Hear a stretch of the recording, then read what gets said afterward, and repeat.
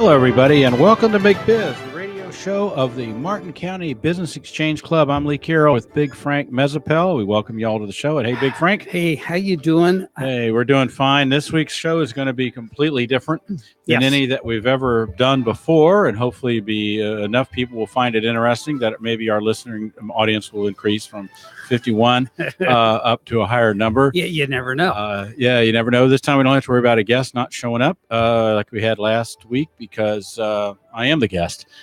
Was the speaker at the club today, and going to be here today. And before people start changing, I want to promise I'm not going to talk about insurance. The subject of insurance will not be a part of this show. During the height of vacation season, this is the perfect venue for what you want to talk about. Exactly. Yes. And to lead into it a little bit, last week when we were kind of winging it, I talked a little bit about an epiphany that happened to me around the time of my father's demise at a young age. He died at 63. Well, I consider that young now. Yeah, I do too, considering I just put that number behind me a couple of years ago. There you go. Yeah. And he never really had a chance to fulfill things on his, at the time, nobody knew the term bucket list, or we'd ever used it, but he had a list of things he wanted to do and never had a chance to do it because he was working all the time. And that was a time frame where, I took off a week or two here and there, sometimes never during a year, and said, you know what, I'm not going to be like my dad and end up at that age, which I am now, only to find out that my list of things never got accomplished. Right. I had always liked to travel, had traveled when I could afford it as a young adult without a whole lot of responsibilities. And then later as one with a whole lot of responsibilities, that just didn't happen anymore. Right. Or not much. I can't say I didn't get out and explore the world, but not as much as I could have.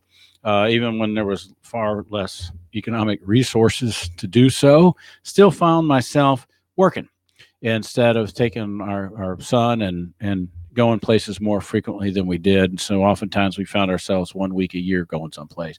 So, and that's all. Now that's better than some people that never take a vacation. And that's what I hope the purpose of this show will be, is to make people that are listening to this show that all they do is work, or their idea of a vacation is a staycation so they can work on their house and not go to work, to change that attitude and realize there is a great, big, beautiful world out there. Now, there's some really bad sections of the world. I have no interest in going to those places. I'm not interested in going to dirty places and filthy places and communist places and police state places, and I'm just not interested. Now, some people will say, hey, where's your sense of adventure?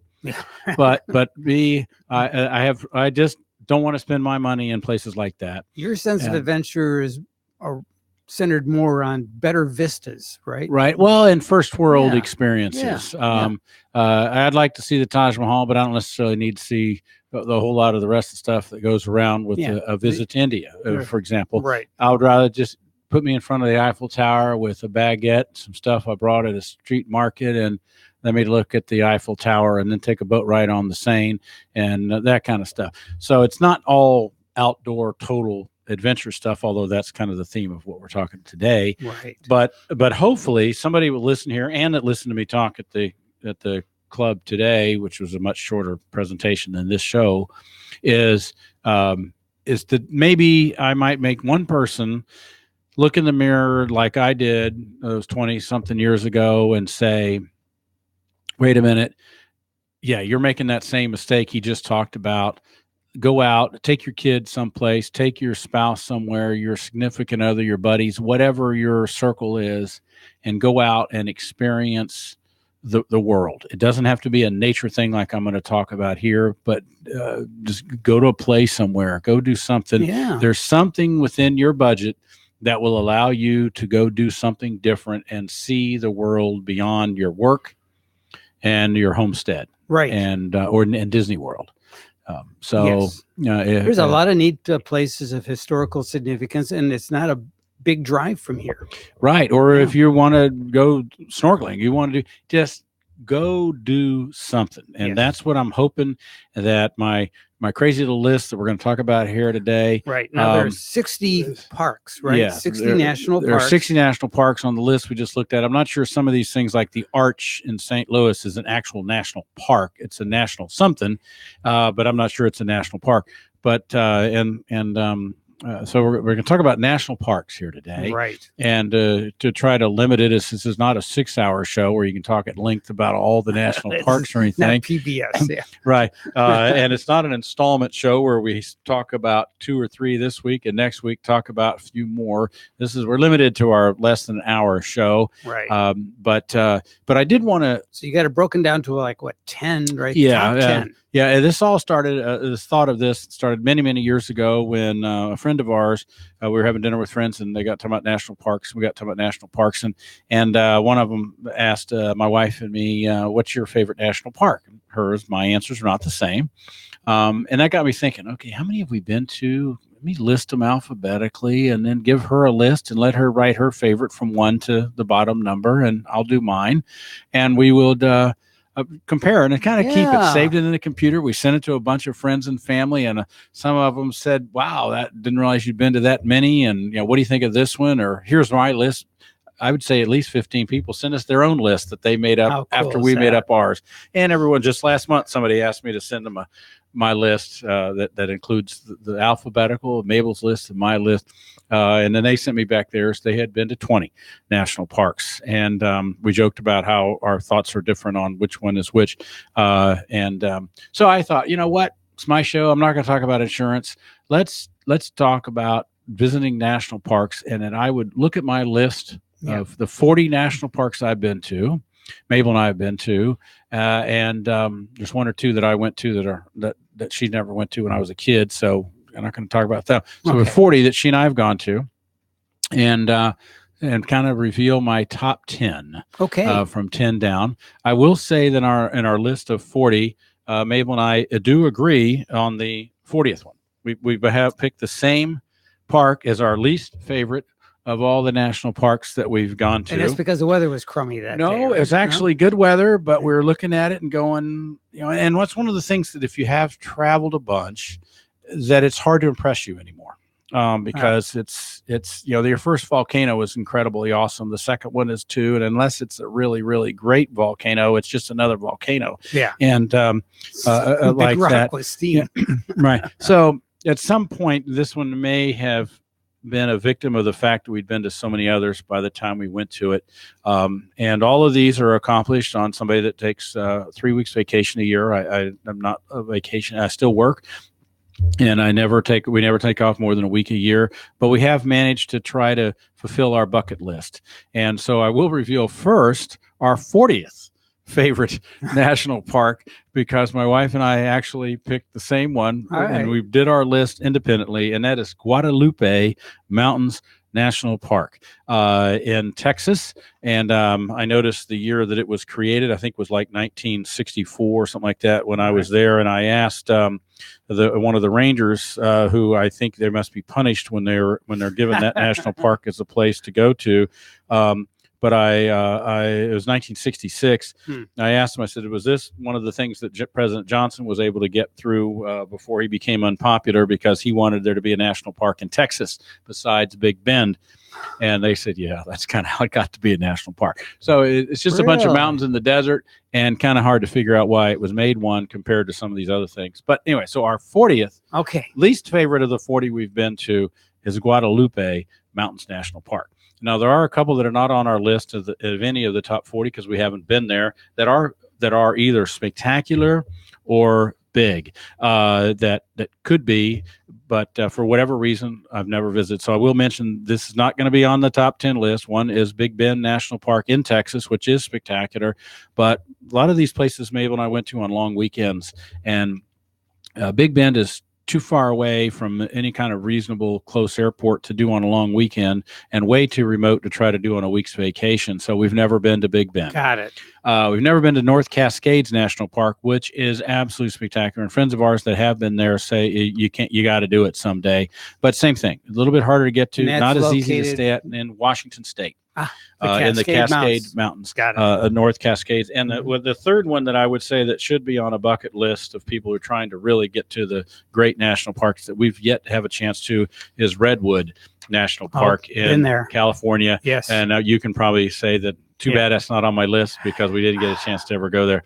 Yeah. And Redwood, the reason we actually had a trip planned to go there, but then California had some kind of government shutdown where they shut down a whole bunch of state parks. And if you may recall, from what I understand, Redwood is actually a hodgepodge of, it's not one continuous park. It's a piece here, a piece there, and it's connected with state parks. And if you can't go to the state parks, you might as well not go to Redwood. So we didn't go.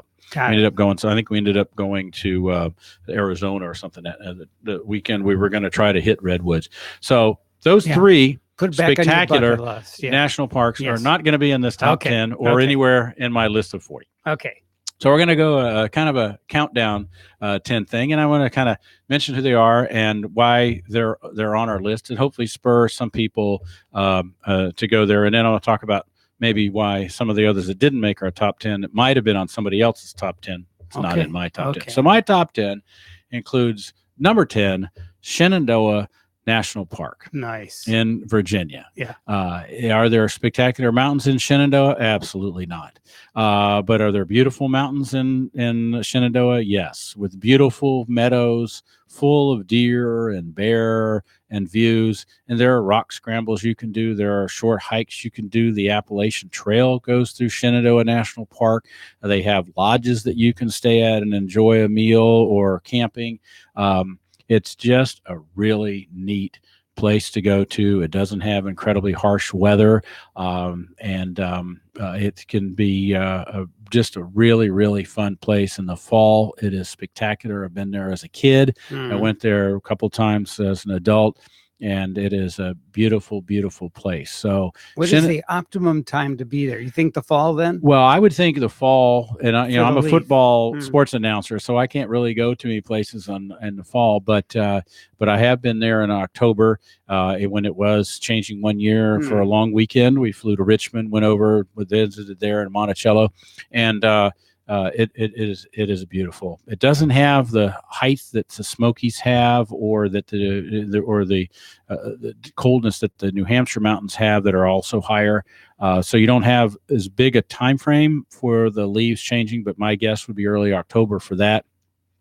But it is one of those places that's really cool. No matter what time of year, you can sit and look to the west over Shenandoah Valley and look at sunset each night. Right. See bears, deer, other animals, go on short hikes, go on long hikes, go to waterfalls, go to cliffs. In fact, that's where I did a little bit of mountain climbing, the technical climb with ropes and stuff when I was young. Made a backpacking trip in Shenandoah after I had done one in the Great Smokies, and then went on to visit a friend that was in New York City, and stopped by Shenandoah after having driven the Blue Ridge Parkway and did a little mountain climbing there. And that's when I decided I didn't want to be a mountain climber. I'd rather be a mountain hiker. So number 10 on my list of parks is Shenandoah National Park. Now, I will say it is not in the top 10 of my wife's list, but she we obviously we really, really like Shenandoah. It's in her top 20, but it's my number 10. Okay. My number 9 national park is Arches National Park in Utah. Yes. I've talked on the show a couple of times before about the little town of Moab, which is becoming a bigger town of Moab because of all the people I've told to go visit Moab. But Arches National Park is unique in the world. It has more arches, natural arches, than any place on the planet.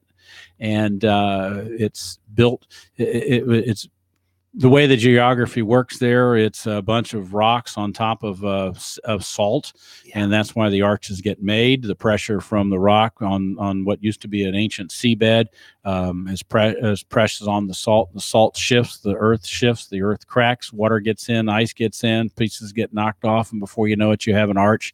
There are some spectacular places and arches, and it makes my list because it's so unique. And it's very colorful too. Yes. Yes. And it's easy to get to from Moab. It's right. In fact, it's within practically 2 miles from the city limits of Moab, and Moab itself is in a spectacular setting. I learned about Moab accidentally. My wife. That's an Indian name, right? Moab is a Mormon name. Mormon name. Mormon really? name. And Moab got upset when Saddam was talking about the mother of all battles, Moab, when we were threatening him, and then we hit him with the mother of all bombs. And Moab didn't take kindly to be associated with that. No. And Moab has problems. They did uranium mining in that area in the Cold War, and now they're cleaning all that stuff up. So my understanding, it's the biggest site for cleanup in the country. Super fun. Site. And every time I go there, it's different than what it was before because of what they're doing there. But Moab is a spectacular place, and Arches is literally in its front door. And it is a spectacular national park, and I encourage anybody that has a chance to go to eastern Utah to check out the Moab area. We discovered Moab because my wife and I saw an article in National Geographic magazine, travel magazine, about rafting the Grand Canyon. And I made a phone call to one of the numbers on the page to say I would like to do a one-day rafting trip in the Grand Canyon, and the lady she laughed a little bit and then said, "Sir, you can't do a one-day rafting trip in the Grand Canyon." So, well, why not? She said, "Think about it. There's no road or trail one day apart down to the river from the rim." Oh, yeah, I guess you would have to have that, wouldn't you? Yes. But you can go with the Indian country west. They do have one-day trips west of the town. So I didn't really want to do that. She said, well, you need to go to Moab because they have one-day trips north of Moab on the Colorado. And I said, okay, Moab, where's that? So she explained to me, looked at the map, did some research before it was all internet-y back then. It wasn't that easy. And discovered Moab. And once we were there, we knew this was a special place. Did a one-day rafting trip in north of Moab that was just unbelievable. So now, is it people like should put white Moab water on rafting? Absolutely. Yeah, it's a little aggressive. So if you were to give it a numerical scale, what would you near to expert? Well, my understanding is that they rate them 1 to 5, and these were 4s and 5s. Wow. Now, the one-day trip we did was an area called Westwater Canyon, and it's actually half of it is just flat. You don't meet the rapids. The second half of the day is nothing but rapid after rapid after rapid. And I told the story today that by sheer luck, we were in a raft led by a woman that wasn't that big. And when the raft hit some really bad waves, it went at about a 45-degree angle, and she exited stage left. And I managed to dive to the back of the raft and grab her by the life vests and pulled her back on the raft. And then the lady in charge of the 7 or 8 rafts that were part of the little expedition my wife and I were a part of, joined our raft the rest of the day. And I picked her brain about that area the rest of the time. And she told us about something that I'll talk about on another national park further down the list, or up the list. But that whole area is a spectacular area to go to. Now, if you want ocean and surfing and super green forest, it ain't the place to go. No. None of that's around there. Although there are some big 12,000-foot mountains outside Moab called the La Salle Mountains that most people would have never heard of unless they've been to Moab. But the reason to go to Moab, and Moab actually is the mountain biking capital of the world. And it has some trails designed for mountain bikers in the Bureau of Land Management land all around Moab. And it has become the jeeping area for the West, one of the jeeping areas for the West, in that general area. And when you go into Moab, you see mountain bikers and Jeep people all the time. And in fact, we've Jeeped in that area 4 times over the years for a day. Now, I'm not one that gets one with the super big tires and go over boulders and worry about rolling over. We just do the trip where it jostles your back, and you don't need to see a chiropractor for a while because it's adjusted itself, self-done, as you bent over all the rocks that you've gone on. All that is in an area of Utah near Moab. And the closest park to Moab is number 9 on my list of favorite national parks. and that's Arches National Park. Okay. Now, And you'll guarantee that when people go to visit, that when they come home, they will not glow in the dark. they will not glow in the dark Okay. unless you stand in the middle of the Superfund site. Can't guarantee it if you don't do that. And there's plenty of things to do there for a couple of days in Arches. And part of the thing that makes it so special is its uniqueness. There's no other place like it on the earth. You can go to this, what depends on whether you trust the Chinese and their measurements. They say they have the longest arch in the world. I trust the National Park Service more than the Chinese in measuring something, and I guess you can figure out a way to measure where the arch actually goes to. But either the first or second longest natural arch in the world is in Arches, and the most famous by far, Delicate Arch, the symbol of Utah, is also in Arches National Park. Two separate arches, and it's like I said, a really, really neat place. And if somebody's looking for a family vacation area, the Moab area, it can certainly satisfy a week's vacation. All right. So that's number 9. So moving on to number 8. And by the way, my wife makes Arches number 5.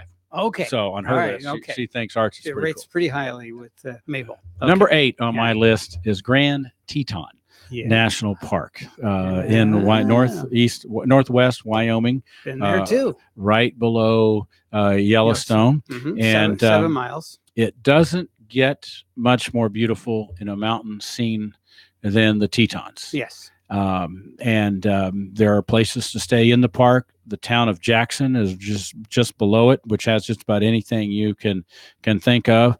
There are incredibly beautiful natural lakes. There's a big man-made lake for a dam called Jackson Lake. Mm-hmm. The Snake River goes through there. You can whitewater raft. That's not the level of the Cataract Canyon or Westwater Canyons of Colorado or the Grand Canyon, but you can whitewater raft. You can float trip raft, which we've done both. I like types. The floating idea. Yeah. And my wife and I were there a year ago on the 21st of this month. Last year we were there. Now, was the weather cooperative? It was fantastic. It was stellar. It's hard to think that there could be scenery any better than Grand Teton National Park. It was just incredible. Well, some of our most favorite vacation pictures from last year was Grand Teton. And there's a lake there called Jenny Lake. That's my favorite place in the park. You can take a boat across. We always do it early in the morning, first or second boat, so we're there before the crowd scare the animals away. Right. And we've hiked back. You can hike up above Jenny Lake. Nowadays, you can't because this guy I know named Big Frank Mezzapel told me about how there's some trail closures there. You read about that just the other day. There's a fissure that has happened in the mountains there and has affected some of the trails as we talk now in the Tetons. Right. But if you're there when they're not having any problems or trail reconstruction, you can take a boat across Jenny Lake, hike up to a place called Hidden Falls, and then hike back into Cascade Canyon. And we've done that where we are early in the morning before other people get there and scare the animals away, and have sat there for 30 minutes watching a moose eat along the little creeks and stuff like that then they fled when more people came around. So Grand Teton National Park is my list, number 8 of my favorite national parks. By the way, on my wife, it's number 7. Okay, very good. And we'll finish the countdown when we come back, so please stay tuned.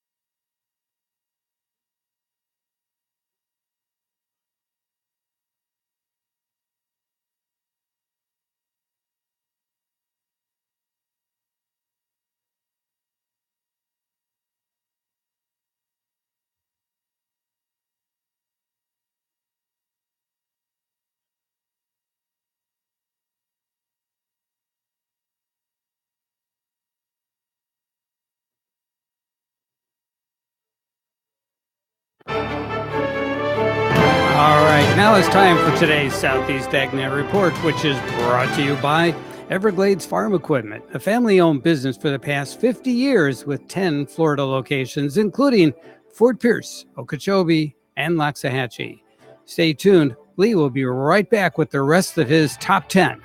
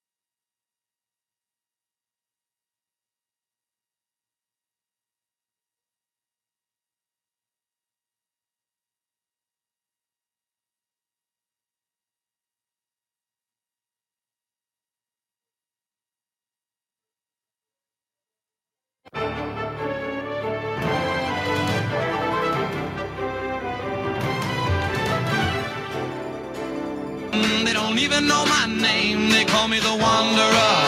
Yeah, the Wanderer. I roam around. All right, our studio wanderer is back. Yeah, Lee Carroll here with Big Frank Mezzapel on the McBiz radio show. Normally, each week we feature a business person blabbing to us about their business and hoping that they educate people about whatever their particular trade is. Today, I'm the guest, and we're not doing that. We're going down a top 10 list of national parks that I've been to with the hope that we can encourage other people to try to get out there and see this great, big, beautiful country of ours. You've seen a bunch of it, Frank. You've been to almost every one of them I've mentioned, if not all of them.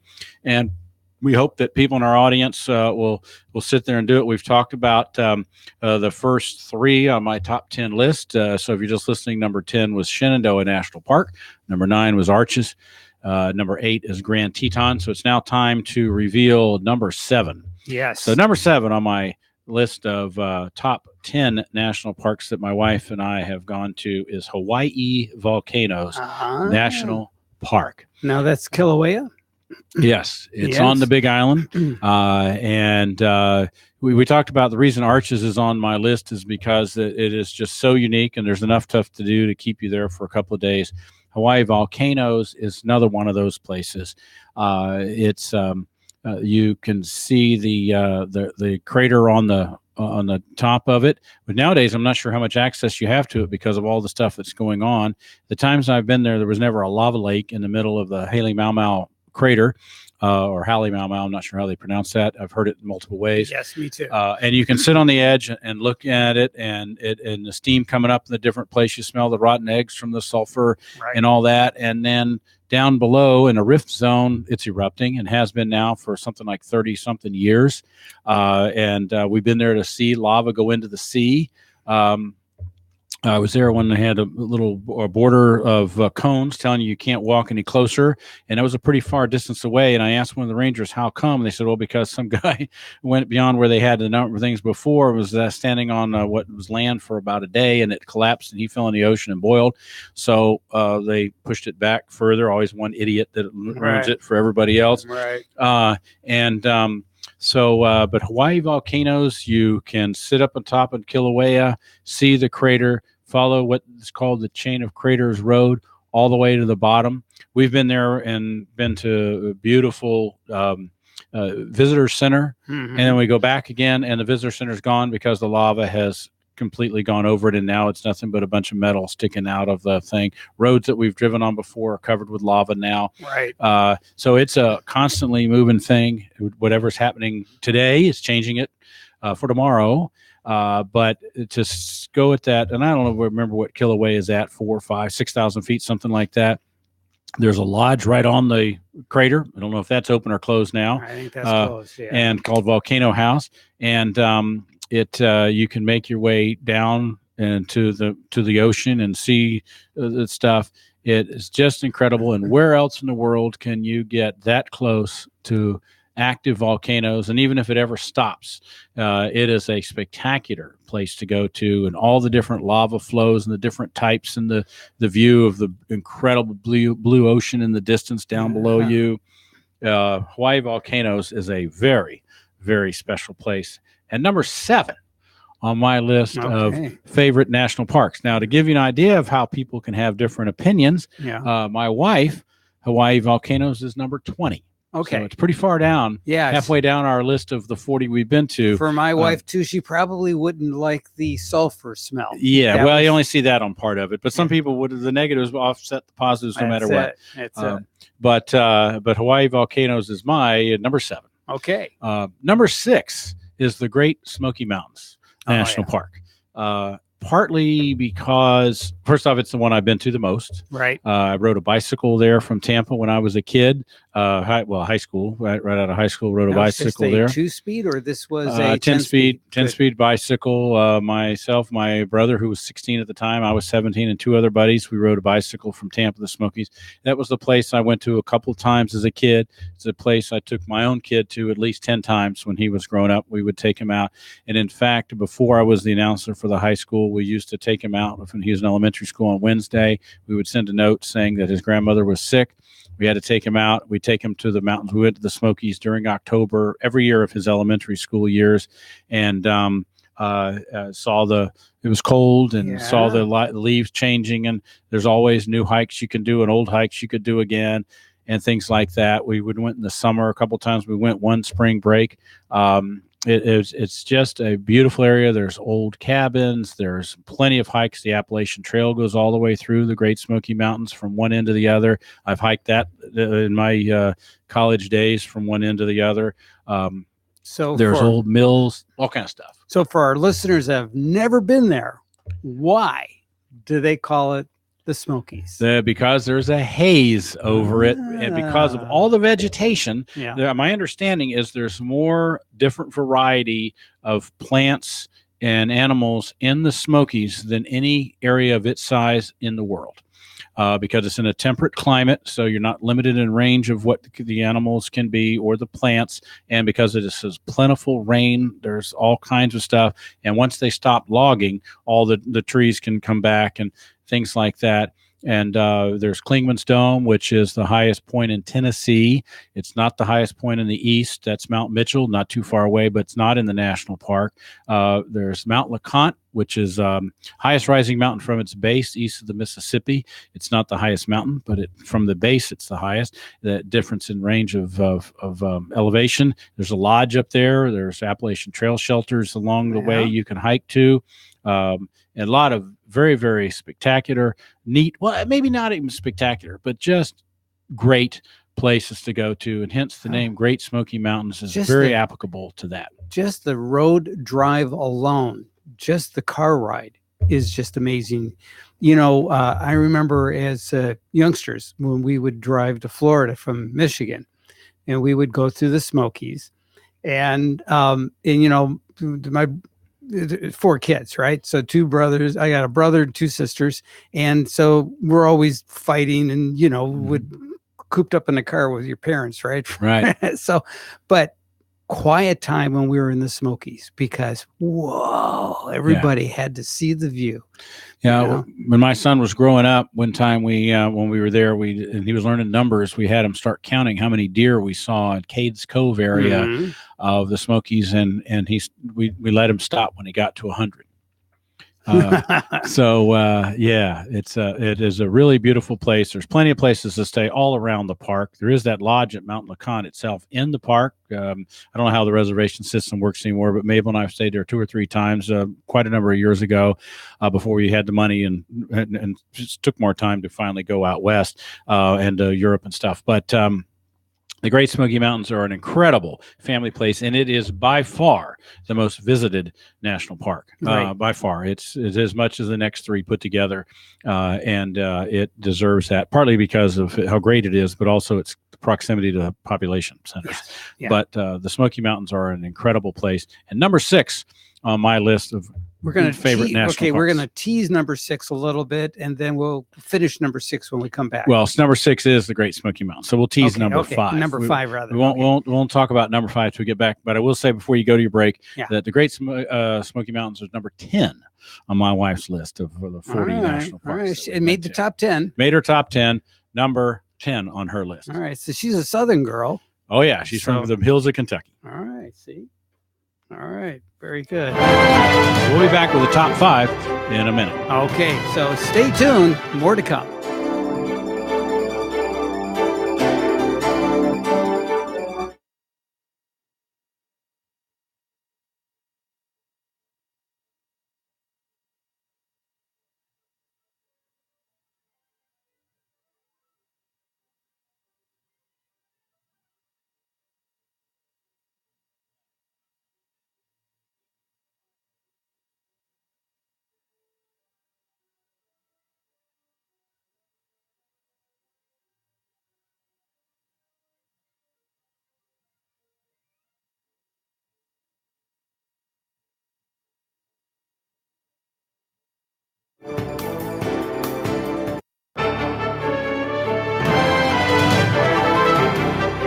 Well, that was a quick minute.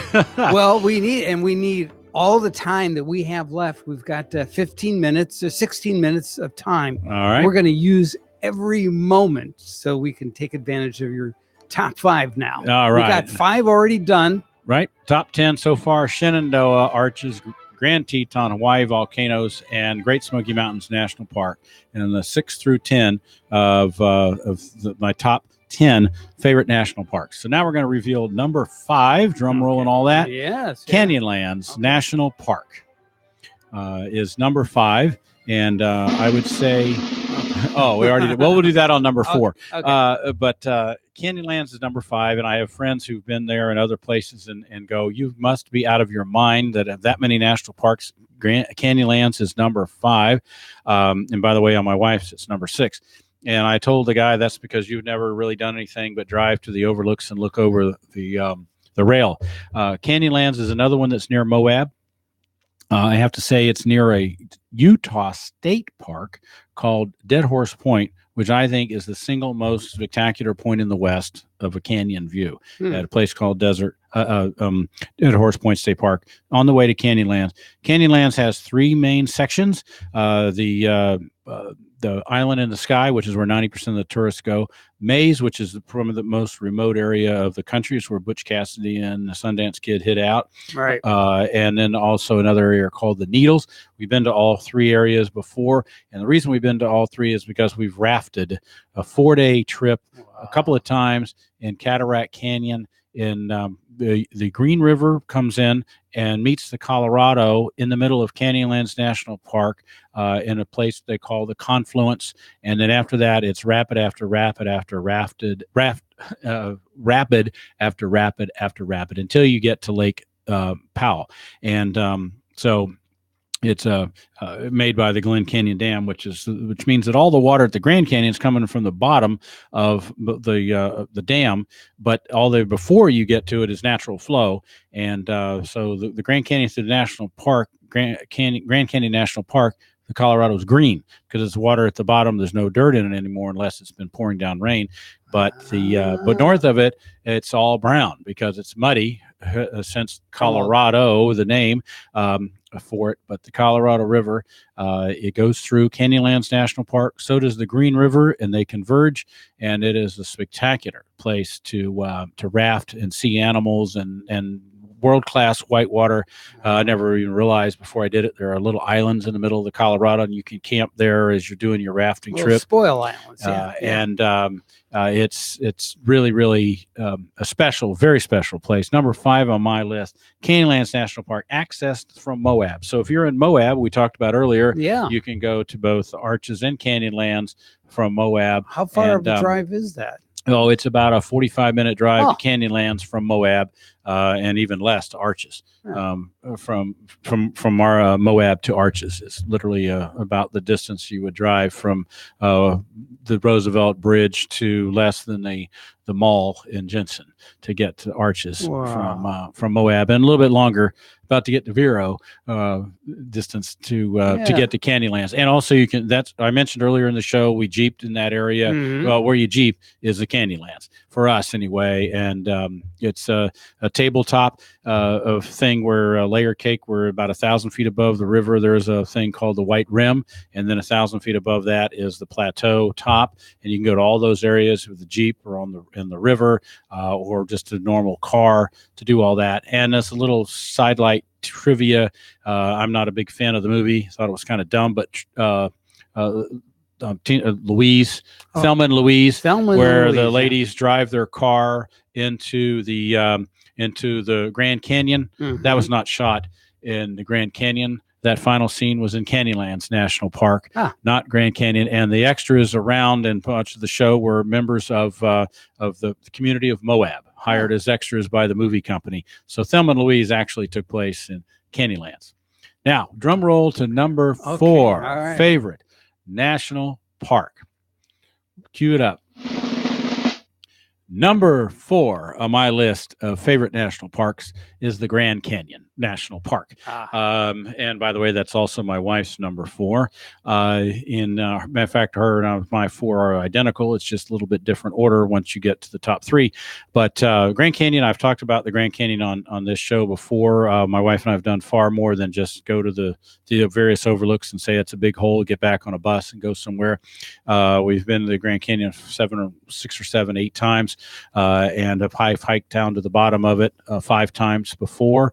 Stayed down below. My wife is she and I went on a mule trip down there with other friends. And you've never really seen the Grand Canyon unless you've gone down in it. You don't have to go all the way to the bottom to explore it. People that are listening to me want to go down in it and can't get a permit to go down all the way to the bottom. You can hike, if you're physically fit, to a place called Plateau Point from the South Rim.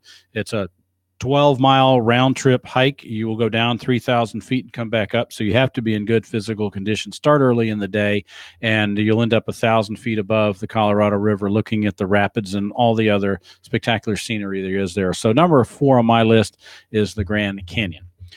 Number 3 on my list is Yellowstone National Park. Okay. That kind of goes without saying. There are more animals there than any other place in North America. Amazing. Where you can see everything from buffalo and elk and pronghorn antelope and deer and moose, all that in one spot. Well, Tetons have a lot of that too, but Yellowstone, just like Arches has more arches than any other place in the world. You have to stop on the road when there's an animal crossing, because they'll just kind of amble on the road just in front of you, and you just have to pay attention. You betcha. And just like Arches has more arches than any other place in the world, Yellowstone has more geysers and hot springs and bubbly stuff than any other place in the world. There are places in America you can see some of that, and you can go to Iceland and see some of it too, but you're never going to see all of it in the same kind of place as Yellowstone. Plenty of places to stay in the park, but if you're listening to me and you want to go, you want to take your family there, you better reserve it way in advance. Right. But Yellowstone is a very, very spectacular place. And when my wife and I decided we wanted to take our 3 grandkids someplace, when we had a chance in their youth to take them someplace, and we knew we wanted to take them to a national park, the one we picked was Yellowstone. And well, also the Tetons. Yeah. And they've gone rafting with us just south of the Tetons on the Snake River in that area. But Yellowstone is my number 3. And by the way, to give we keep referencing Mabel's list of top 10, Yellowstone is her number 1. Aha. She and I both have the same number 2 national park, and that is Glacier National Park in Montana. So if people have never been, we're going to do that drum roll again a little better for number 1. Yeah. But Glacier National Park in northern Montana, it borders Canada, and there's a Canadian park called Waterton Lakes attached to it. But Glacier is another one of those places that the word spectacular applies to. It has lots of animals as well, much like Yellowstone, not to the same extent. No place does. But it has mountain scenery, lakes. You can hike for miles. You can hike for hundreds of yards.